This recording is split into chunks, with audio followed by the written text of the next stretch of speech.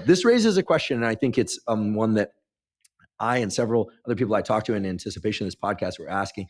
I think one reason why people are drawn to people who have been in the SEAL teams, and you in particular, are that I think everybody, not just males, but females too, I think everybody wants to know like their calibration point on their level of toughness.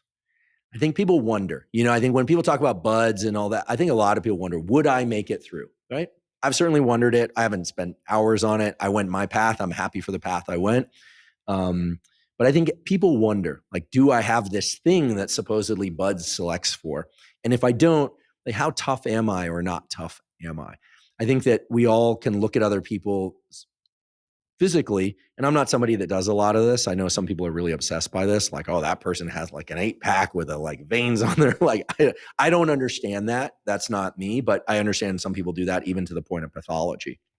But I think most people wonder, like, how resilient am I? And they can look to experiences that they've survived and say, I made it through, or I'm resilient or not. But is there a way that like we can, certainly that we can train it by doing hard things, cold showers, this kind of thing, are like small examples of those.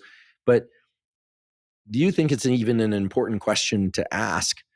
And if it is, how does one go about thinking, like, where, like, how resilient am I? Should we put ourselves into situations of discomfort just to test that? Because I will say, I think a lot of people look to SEAL teams and team guys in particular as kind of a calibration point of like, okay, they know how to do hard things. They were selected for the ability to carry logs and get into cold water over and over and roll in the sand and go without sleep for a week or so. Like, but that's probably not what they were doing when they were on deployments. It's clearly a pressure test for something else. Yeah, it's a strange thing, the basic underwater demolition SEAL training. And quite frankly, going and getting wet and cold and being miserable is actually nothing compared to like being on deployment. And a good example that I use to compare this to is when I was on deployment in 2006 in Ramadi. There was as you were driving off base to go to the city, to go into the city and conduct operations, as you drove out of the compound, on your right was this area that was called the vehicle graveyard. And the vehicle graveyard was exactly what it sounds like. It was probably 75 or 100 vehicles that were blown up, destroyed, burned, in various twisted conditions that had been dragged back through the city and put into this vehicle graveyard. And as you drove by that vehicle graveyard, without question that every one of those twisted vehicles represented 1, 2, 3, 4, 5 American casualties, wounded, horribly wounded, killed. And there you are in a vehicle about to roll out into that city where what you're looking at can easily be you in the next 3 minutes. And you're going to do that today. You're going to do that tomorrow. You can do that the next day and the day after that and the day after that. That compared to, and by the way, this isn't just SEALs that are doing that. This is Marines. This is the Army guys that are over there. This is what everyone is doing. And they do it. They do it. I talk about Mark Lee, who's one of my guys, first SEAL killed in Iraq, and he was the lead turret gunner in the lead Humvee. And like in Vietnam, if you were the point man in Vietnam, if you were on an infantry patrol, you were the point man in Vietnam, you were at risk, booby traps, ambush. So they rotated you out. Like you didn't have to stay up there all the time. You do an hour up as point man, they get someone else up there. And that guy, the lead turret gunner in a Humvee column of 4 or 5 or 6 vehicles, if you hit an IED, that's the vehicle that's going to hit it, right? if you go into an ambush, that's the guy that's going to get hit. It's the guy that's standing up in a 50 caliber turret. That's the guy that's going to die. And Mark was, he was a new guy. So he's in that lead turret, 50 cal. And he never asked to get rotated out. And I remember he's a very, he was extremely charismatic, funny, gregarious comedian. And, we got all kinds of stories about Mark, but one of them, we were in Vegas and we're all gambling. And like, I come down from my hotel room and like, I see Mark across the, he's playing blackjack, and he sees me, he goes, "Hey sir, when are the new Cadillacs coming out?" Like, he's just lighting up everybody, just having a fantastic time. But I remember one night, he's getting ready to roll out. And if I wasn't going out with the platoons, I would like go out, see the guys off, give them a hand salute as they're leaving. And I'm like, "How you feeling tomorrow? How you doing, Mark? You good to go?" And he's like, "Feeling lucky, sir." Like, that was his attitude. And he's a guy that's going to drive by that vehicle graveyard, drive right out in that city, and he's going to do it the next day and the day after that and the day after that. So, and like I said, that's what the Army guys are doing. That's what the Marine Corps guys are doing. They're doing it.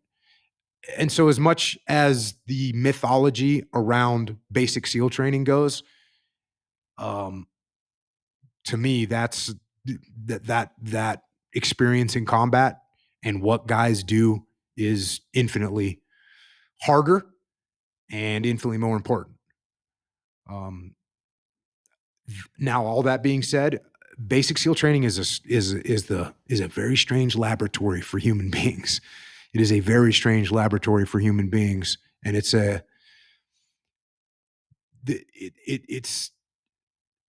kind of crazy the way it works. It's obviously extremely difficult, but there's no, like, I wouldn't put money. You could put odds on somebody making it through, like, hey, that guy seems like he's going to be good to go, but I wouldn't put a bunch of money on it. Right. And I wouldn't take like 100%. I would never take 100% bet on anybody, because there's no one that's 100% going to make it through that training. And there's just random, some people say it's because of your why. There's people that make it through SEAL training because their ex-girlfriend said they couldn't make it. There's some other guy that makes it through because they promised God that they would make it. There's some other guy that made it through because, their dad said they could have it. There's like every one of these examples you can come up with. And it's good enough for some random dude to make it through. And it doesn't matter what your pedigree is, doesn't matter where you're from. There's guys from Iowa, there's guys from Florida, there's guys from wherever that make it. And there's guys from Iowa, and there's guys from Florida, and there's guys from wherever that don't make it. Guys from farms, guys from silver spoon in their mouth, and you just can't predict it. And I mean, it has to have something to do with the fact that how bad you actually want to do it. It's a strange thing. And I wouldn't try and, if I was in the world, if I didn't do that training, I wouldn't be trying to figure out if I could make it or not, because you don't know. You don't know. It's a very strange thing. And it's so mythical almost right now, right? It's mythical that how hard it is. And this is not too many people make it through, man. 15%. Yeah. From all the folks that I've talked to are there, gone through, been instructors there, some we both know, seem that 15% number is unlikely to change as long as they keep the process the same. It just seems like about 15% of people seem to have something in them that can perhaps grow during that training, but that it is being identified and selected for rather than somehow being built up across at least that phase, the early phases of training. And then at some point they build on that capacity. And, this gets to this really somewhat controversial issue, frankly, like, are people wired differently? And listen, I started off in neural development, and I'll tell you that there are some universal properties of neural development in all surviving humans, like that you're going to breathe without having to think about it. Your heart's going to beat without having to think about it. But beyond that, there's a lot of variation in natural levels of dopamine and serotonin. There's nature plays a powerful role, and nurture. And what's interesting though is we can't always predict from parents what nature is going to do. Recently, we had someone on the podcast. I'm excited for you to listen to it. If perhaps you will, if I send it to you, is a guy who talks about inheritable acquired traits. You don't expect that because you work out that your grandkids will be more muscular and have better endurance. But there's actually some evidence that that may be the case. And you go, well, how could that be? We got two kinds of cells in your body. It turns out you have what are called somatic cells, which are all of them. Then you have the germ cells, which are your sperm and your wife's eggs. Well, why wouldn't the DNA of the sperm cells and the egg cells be modifiable by experience if all the other cells are? And it turns out there's some evidence that maybe it's not the DNA, but that the RNA are. Think about that. That means that whether, and we've known this, that people that have been in a famine several generations later, there are implications for blood sugar regulation in their great grandkids. So the idea that experience and acquired traits can change us is actually has some validity. Yeah. And and this gets into really complicated things because people go, oh, this is like the giraffe that had to like crane its neck and then gave birth to longer neck giraffes. And it's like, well, not exactly, but also not entirely untrue either. So I love the idea that there are inherited traits and that that nature and nurture play a role, but that hard work may actually transmit across generations. Yeah, there's in SEAL training, you have kids that come through that they call legacies, which means that they have a dad, I think a dad, brother, whatever, and they do have a better chance of making it, but it's not a guaranteed chance at all. And my personal opinion is like, I think a legacy kid would have a better chance of making it just due to the Thanksgiving dinner that you're going to have to go through for the rest of your life with your family. If you don't. Yeah. If you're even invited, which you might be on your own. But yeah, there's maybe there's something to that as well. But I think that's just more the pressure that someone must feel like, hey, there's no way I'm going to be allowed back in my home if I don't make it through this training. So I'm going to have to just go ahead and suck it up. But not everyone makes it. And it's a bummer when that does occur. Well, for people who are not thinking about going through SEAL training or who missed the opportunity or who are not interested in that for whatever reason, do you think there's value to doing things each day that suck a little bit, or from time to time doing something that's, puts one into a state of deliberate discomfort? Yeah, 100%. Yeah. I mean, 100%. I mean, even in order to improve yourself, you gotta impose some discipline on yourself, right? If you want to get stronger, you've got to do things that require strength. If you want to be tougher, you got to do things that require you to be tougher. I think that's pretty straightforward. Does that mean doing things that are not pleasurable? So for instance, you and I have done some long podcasts, and a few weeks ago I did a series. We were doing a series with Andy Galpin, all about exercise and exercise science. And we did 6 podcasts in that week, the most I've ever done, which made doing 4 or 5 the next week not so bad. But I loved every second of it. And I love every second of podcasting. And so it didn't suck, but it built up a greater capacity. I guess I'm asking specifically about things that really feel like a splinter. Is there any value to that? Because I have to say there are some people I know, some of them are former team guys, are team guys. I guess you don't say former team guys. They were they're out of the teams now, but they're team guys forever, who seem to not be rattled by little things.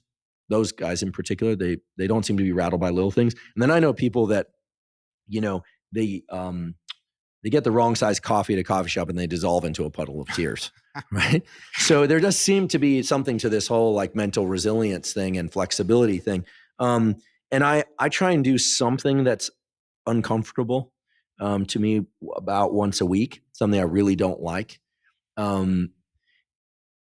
It doesn't matter what that is, but I try and do something that's kind of like unpleasant, or do something in a way that's unpleasant. I guess the example would be getting into the cold water the first thing in the morning and making that decision from under the blankets is a rough one for me. But then it gets easier. And then you wonder, is it still serving the purpose that it's building me up? So should people seek truly like bad experiences, provided that they're done in a safe way? Yeah. Yeah. I think that you're going to, just like you would develop your legs by doing squats and you would develop your back by doing pull-ups, I think you would develop your resiliency by doing repetitions of things that require you to be tougher.